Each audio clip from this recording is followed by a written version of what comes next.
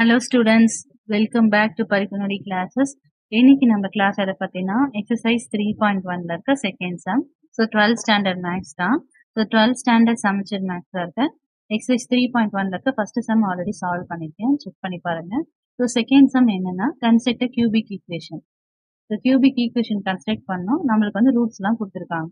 So first ரூட்ஸை வந்து alpha beta gamma name பண்ணிக்கலாம். So 1 வந்து ஆல்பான்னு வச்சுப்பேன், 2 வந்து பீட்டான்னு வச்சுக்கிறோம், காமா வந்து 3.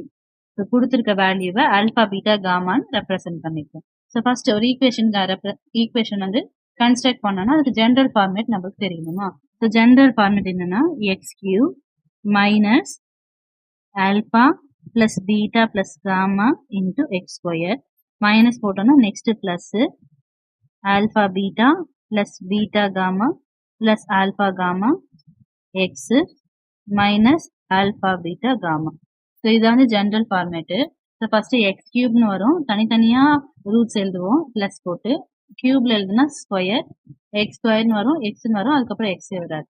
இங்க பாத்தீங்கன்னா தனித்தனியா ஆல்பா பீட்டா காமான்னு எழுதிருக்கோம். இங்க ரெண்டா அதாவது ஆல்பா பீட்டா காமான்னு இருக்கிறது முதல் 2, செகண்ட் தேர்டு, ஃபர்ஸ்ட் தேர்டுன்னு எழுதிருக்கோம். லாஸ்ட் 3த்தையும் மல்டிப்ளைல எழுதிருக்கோம். ஸோ இது தனித்தனியா கண்டுபிடிச்சு இதை சப்ஸ்டியூட் பண்ணா நம்மளுக்கு ஈக்குவேஷன் வந்து ஃப்ரேம் ஆயிடும். ஸோ நம்மளுக்கு இப்போ என்னென்ன தேவைப்படுது, alpha plus beta plus gamma தேவைப்படுதா. ஸோ அதை ஃபர்ஸ்ட் கண்டுபிடிச்சிக்கலாம். So alpha plus beta plus gamma, நம்ம கொஸ்டின்ல ஆல்பா வந்து 1, பீட்டா வந்து 2, காமா வந்து 3. ஸோ 1 பிளஸ் 2 பிளஸ் 3 வந்து 5, 6. ஸோ அடுத்து alpha beta plus beta gamma plus alpha gamma தேவைப்படுது. ஸோ ஆல்பா பீட்டானா ஆல்பாவோட வேல்யூ 1 இன்டூ 2 பிளஸ் பீட்டாவோட வேல்யூ 2, காமாவோட value 3, 2 into 3 plus 1 into 3 alpha gamma value. So multiply பண்ணா 1 2s are 2, 2 3s are 6, 1 3s are 3.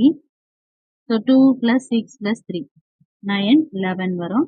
So இப்போ alpha beta கண்டுபிடிச்சிட்டோமா, alpha beta plus beta gamma, இந்த value alpha gamma, இந்த value கண்டுபிடிச்சிட்டோம்.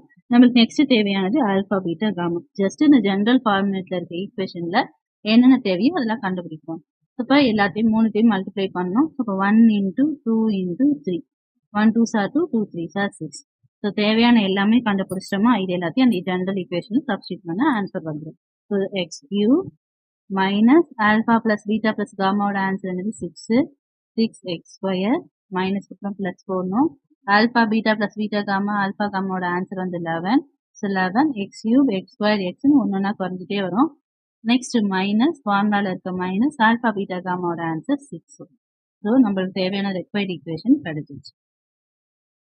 So அவ்வளோதான் இந்த சம் புரிஞ்சிருக்கோன்னு நினைக்கிறேன். தேங்க்ஸ் ஃபார் வாட்சிங்.